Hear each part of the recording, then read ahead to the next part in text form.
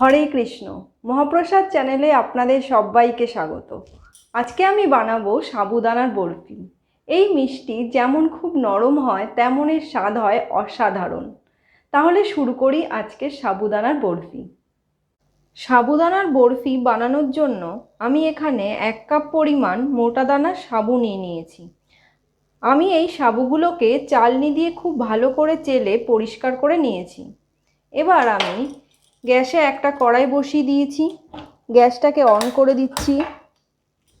দিয়ে এই সাবুগুলোকে 10 মিনিট ধরে শুকনো খোলায় ভেজে নিতে হবে। এই সময় আমি গ্যাসের ফ্লেমটা মিডিয়াম রাখবো। মিডিয়ামে এটা 10 মিনিট শুকনো খোলায় এটাকে খুব ভালো করে ভেজে নিতে হবে। যখন এটার কালার একটু হালকা হলদেটে আসবে তখন আমি এটা কড়াই থেকে নামিয়ে নেব। আমি সাবুদানাগুলোকে একটা থালায় খুব ভালো করে ঠান্ডা করে নিয়েছি, তবে একদম ঠান্ডা হওয়া চলবে না, একটু উষ্ণ গরম থাকবে। সেই পরিস্থিতিতে আমি এটাকে একটা পাত্রে ঢেলে নিয়েছি। এবার আমি সাবুদানাগুলোকে মিক্সিতে খুব ভালো করে গুঁড়ো করে নেব। একদম মিহি গুঁড়ো করতে হবে। আমি সাবুদানাগুলোকে মিক্সিতে খুব ভালো করে গুঁড়ো করে নিয়েছি। দেখুন, ঠিক এরকম খুব সুন্দর গুঁড়ো হবে। এবার আমি এটাকে একটা সাইডে রেখে দিচ্ছি। এখানে কড়াইতে আমি 500 ml ফুল ক্রিম দুধ নিয়েছি। এবার এই দুধটাকে প্রথমে খুব ভালো করে ফুটিয়ে নেব। দুধটা আমি খুব ভালো করে ফুটিয়ে নিয়েছি। এবার এই দুধ থেকে আমি কিছুটা দুধ একটা বাটির মধ্যে তুলে নিচ্ছি।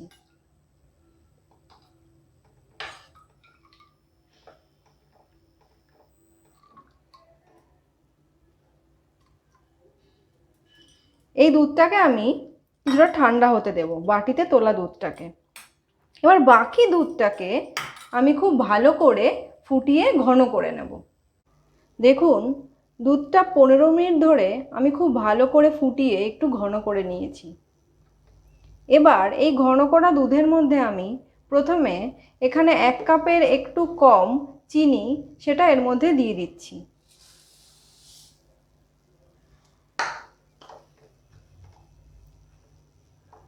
চিনিটা দিয়ে খুব ভালো করে মিশিয়ে নিচ্ছি। গ্যাসের ফ্লেমটা কিন্তু আমি এখন একদম কমিয়ে রেখেছি। এবার আমি এর মধ্যে বাটিতে যে দুধ তুলে রেখেছিলাম তার মধ্যে আমি 4-5 চামচ গুঁড়ো দুধ মিশিয়ে সেই দুধটাকে এই ঘন দুধের মধ্যে দিয়ে দিচ্ছি।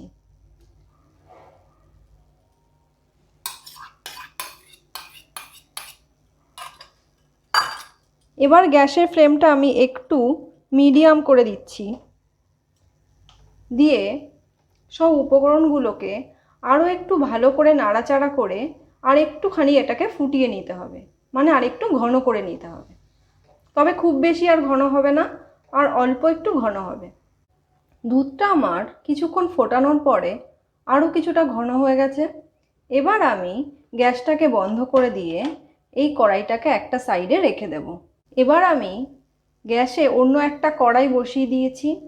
এবার এই কড়াইয়ের মধ্যে আমি 3 চামচ পরিমাণ গাওয়া ঘি দিয়ে দেব।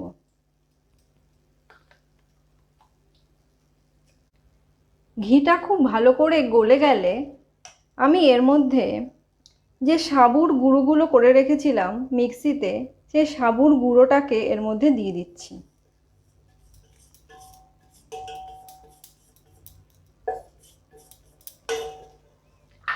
এবার ঘিয়ের সঙ্গে খুব ভালো করে এই সাবুর গুঁড়োটাকে ভেজে নিতে হবে। গ্যাসের ফ্লেমটা একদম কমিয়ে কমিয়ে ভাজতে হবে, কোনো অবস্থাতেই গ্যাসের ফ্লেমটা বাড়ানো যাবে না। প্রায় 3-4 মিনিট ধরে ঘিয়ের সঙ্গে সাবুর গুঁড়োটাকে আমি খুব ভালো করে ভেজে নিয়েছি। এবার আমি এর মধ্যে একটু কাজু বাদামের কুচি মেশাচ্ছি। আমি এখানে 2 চামচের মতো কাজু বাদামের কুচি করে রেখেছিলাম, সেটা এর মধ্যে দিয়ে দিলাম। এবার এর মধ্যে আমি আরও 2 চামচ মতো আমন্ড কুচি দিয়ে দিচ্ছি।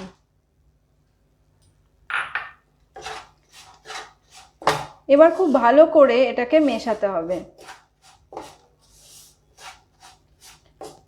আরও অন্তত 3-4 মিনিট এটাকে নাড়াচাড়া করে যেতে হবে এবং গ্যাসের ফ্লেমটা একদম কমিয়ে কমিয়ে নাড়াচাড়া করতে হবে। আরও কিছুক্ষণ এটা খুব ভালো করে নাড়াচাড়া করার পর আমি এর মধ্যে আগে থেকে যে ঘন করে রাখা দুধের মিশ্রণ সেটাকে এর মধ্যে দিয়ে দিচ্ছি।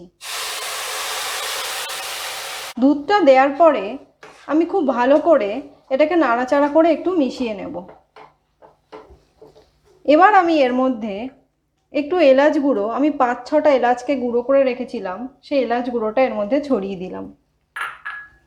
দিয়ে খুব ভালো করে এটা মেশাতে হবে।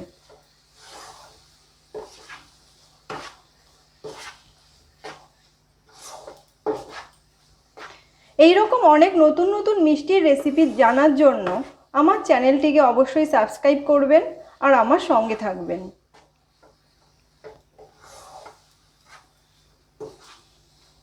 দেখুন কড়াই থেকে অনেকটা ছাড়া ছাড়া হয়ে আসছে, আর একটুখানি হবে। হ্যাঁ, একদম তৈরি হয়ে গেছে। এবার আমি গ্যাসটাকে বন্ধ করে দেব। অন্যদিকে আমি একটা স্টিলের ট্রেতে কিছুটা ঘি মাখিয়ে রেখেছি। এবার এর মধ্যে আমি এই মিশ্রণটাকে ঢেলে দেব।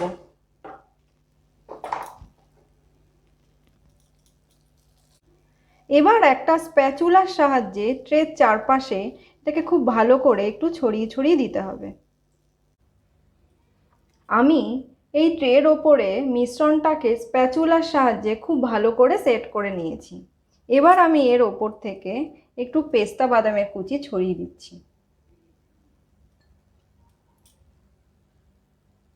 খুব ভালো করে চারিদিকে ছড়িয়ে দিতে হবে।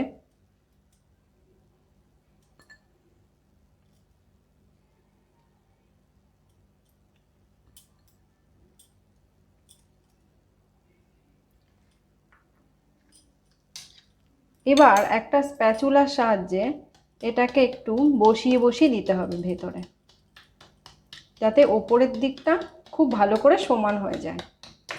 এরকম করে প্রেস করে করে পেস্তা বাদামের কুচিগুলোকে খুব ভালো করে এর উপরে বসিয়ে দিতে হবে। এবার আমি এই মিশ্রণটাকে 2 ঘন্টার জন্য ঠান্ডা হতে রেখে দেব। 2 ঘন্টা বাদে যখন এটা একটু শক্ত হয়ে যাবে তখন আমি একটা ছুরির সাহায্যে এটা চৌকো আকারে কেটে তুলে নেব। আমি সাবুর বরফিগুলোকে সব একটা প্লেটে খুব সুন্দর করে সাজিয়ে নিয়েছি। এবার আমি এটা রাধা মাধবকে ভোগ অর্পণ করব। আপনারাও সাবুর বরফি বাড়িতে অবশ্যই বানাবেন আর আমাকে কমেন্ট করে জানাবেন আপনাদের কেমন লাগলো। আর ভালো লাগলে ভিডিওটি লাইক ও শেয়ার করার জন্য অনুরোধ রইল। সবাই ভালো থাকবেন। হরে কৃষ্ণ।